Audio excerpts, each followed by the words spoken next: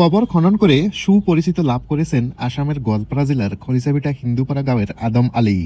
টানা ৩৫ বছর ধরে কবর খনন করে আসছেন তিনি। কয়েক গ্রামের ভিতরে কোনো মানুষের মৃত্যু হলে সেখানে উপস্থিত হয় আদম আলী। বর্তমান পর্যন্ত আদম আলী ১,৭০৩টি কবর খনন করেছেন। যেখানে ডাকে সেখানেই যাই। কাতলামারি, পোড়াভিটা, বেরবেরি, শিমলাবাড়ি, গারুজান, যে যেখানে ডাকে রাত নাই, কোনো সময় নাই, টাইম নাই, আমি যেখানে ডাকি তখনই যাই। খলচাবিটা সমাজের মানুষ।